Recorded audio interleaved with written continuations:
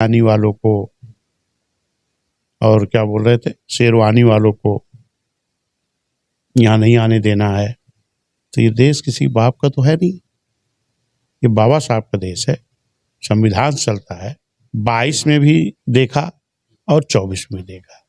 मुस्लिम समाज को लगता है कि हम 7-8% यादों के साथ अपना वोट मिला के भाजपा को नहीं हटा पाएंगे। इसलिए मुस्लिम समाज बहुजन समाज पार्टी जो 22-25% एससी बेस पार्टी है, एससी बेस, इनके साथ जुड़ करके भाजपा को हटाना चाहता है और अपने न्याय के लिए, अपने विकास के लिए बहुजन समाज को हुक्मरान बनाना चाहते हैं। सर, मैंने खुद उस रैली में तमाम हमारे चैनल के जरिए चीजें कवर की है। ये कैसे संभव हो पाता है कि इतने वर्षों के बाद भी सत्ता से बाहर रहने के बाद सुबह 9 बजे सक्सेसफुल हाउसफुल रैली, जितने अंदर लोग उतने बाहर भी, ये कैसे पॉसिबल हो पाता है बसपा? ये तो पहले ही मैंने बता दिया था। तमाम अधिकारियों ने मुझसे पूछा कि भाई कितनी भीड़ आएगी, तो हमने कहा ये बता दो महाकुंभ में कितनी भीड़ गई थी। कहीं इसका अंदाजा नहीं है, क्योंकि एक अनुयायी लोग गए थे। तो हमने कहा इसमें कैसे अंदाजा लगाओगे। सर, समाजवादी पार्टी के पास में जो वोट बैंक है, वोट बैंक के नजरिए से मुस्लिम तबके का बड़ा झुकाव नजर आता है।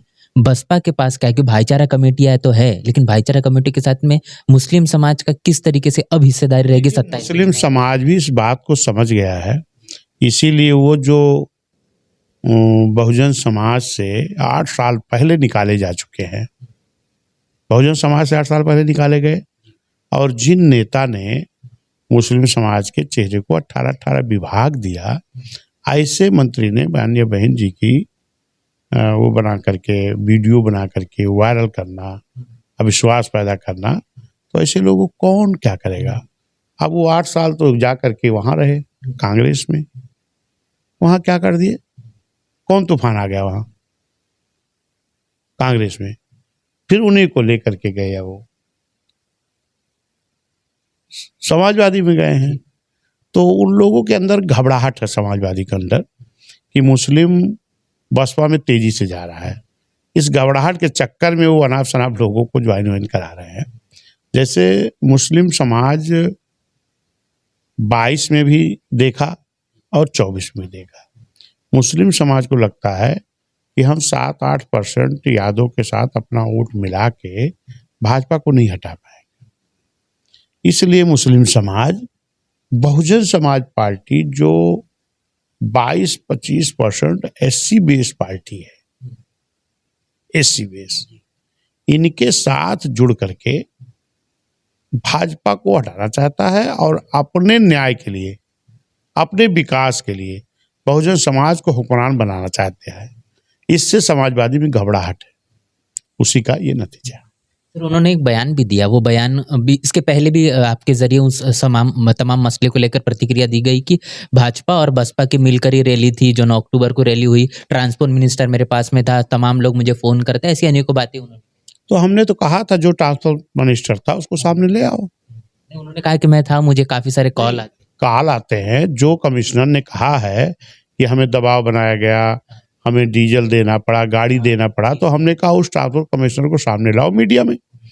एक भी जिले में कहीं भी किसी भी एक व्यक्ति को कोई गाड़ी और बस अगर दिया हो, तेल दिया हो, तो वो बता दे। इसी का तो गुस्सा था। हमारा बहुजन समाज का हर कार्यकर्ता अपनी जेब की गाड़ी कमाई का पैसा खर्च करके ये भीड़ लेके आया था, क्योंकि वो बहुजन समाज को हुक्मरान बनाना चाहता है। सर, मैंने खुद उस रैली में तमाम हमारे चैनल के जरिए चीजें कवर की है। ये कैसे संभव हो पाता है कि इतने वर्षों के बाद भी सत्ता से बाहर रहने के बाद सुबह 9 बजे सक्सेसफुल हाउसफुल रैली, जितने अंदर लोग उतने बाहर भी, ये कैसे पॉसिबल हो पाता है बसपा? ये तो पहले ही मैंने बता दिया था। तमाम अधिकारियों ने मुझसे पूछा कि भाई कितनी भीड़ आएगी, तो हमने कहा ये बता दो महाकुंभ में कितनी भीड़ गई थी। कहीं इसका अंदाजा नहीं है, क्योंकि एक अनुयायी लोग गए थे। तो हमने कहा इसमें कैसे अंदाजा लगाओगे। मानवर मसीहा कांसीराम साहब की पुण्यतिथि है, जिन्होंने सभी तमाम जाति धर्म रहने वाले दबे कुचले समाज में राजनीतिक चेतना पैदा की है, वोट का अधिकार बताया है। एक उनकी विचारधारा है, मानव साहब को पुष्पार्पित करने के लिए एक विचारधारा के लोग आ रहे हैं, बहुजन समाज के लोग आ रहे हैं। उनका आंकड़ा हम कैसे बताएं? अगर हमारे पास विधायक होते, एमपी होते, हम बसें बुक करा के देते तो हम बताते भाई हमने 10 बस दी है तो 600 आदमी विधानसभा से आएंगे। लेकिन जब खुद ही कार्यकर्ता अपने संसाधन, अपने किराए से, अपने चंदे लगा के बसें बुक करके लाया तो कितनी भीड़ आएगी हमें क्या अनुमान है? मुझे तो मालूम था कि इतनी भीड़ आएगी जो लखनऊ में नहीं हम आएंगे लोग।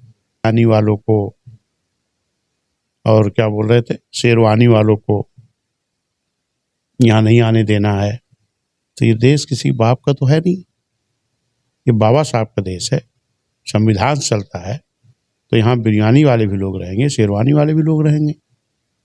और बाबा साहब ने अपने संविधान में सभी जाति धर्म समाज के लोगों को बराबर का अधिकार दिया है, चुनाव लड़ने का अधिकार सबको है। तो हम कैसे रोक सकते हैं? हम अपनी लड़ाई लड़ रहे हैं। बहुजन समाज पार्टी अपनी सत्ता में आने की लड़ाई लड़ रही है। हम जनता का गठबंधन तैयार कर रहे हैं। जनता के गठबंधन के बल पर हम अपनी सरकार 2007 के तर्ज पर बनाएंगे। और ख़ास तौर पर अभी आपको हमने बताया कि उत्तर प्रदेश की मुस्लिम समाज ही नहीं, उत्तर प्रदेश का हर समाज बीएसपी को लाना चाहता है।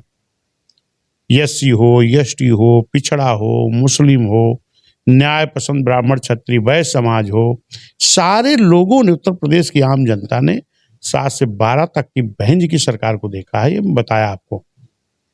और 12-17 तक समाजवादी को देखा, अब भाजपा को देख रहा है। तीनों सरकार की तुलना अगर उत्तर प्रदेश की आम जनता कर रही है तो उसको बेहतर सरकार बहन जी की लगी। इसलिए वो बहन जी की सरकार को 2007 में बिना किसी गठबंधन के हम लोग सत्ता में आए थे, और फिर बिना किसी गठबंधन के हम सत्ता में आएंगे। चुनाव जैसे नजदीक आता है, बसपा का गठबंधन की बातें शुरू होना शुरू हो जाती है और बार बार क्लियर किया ये अफवाह फैलाई जाती है। कुछ मीडिया के लोग अफवाह फैलाते हैं, कुछ दूसरे दलों के लोग फैलाते हैं। इसी अफवाह को क्लियर करने के लिए माननीय बहन जी ने अभी बाइट भी दिया है, और हम लोग भी बूथ पर अपने लोग तैयार कर रहे हैं इस तरह का अफवाहें, ताकि आगे कामयाब ना हो। बहुजन समाज की हर खबर पाने के लिए चैनल को सब्सक्राइब करें, लाइक करें, शेयर करें। नेशनल चौपाल को बचाने के लिए ज्वाइन बटन क्लिक करके चैनल की सदस्यता लें और चैनल को आर्थिक मदद करें।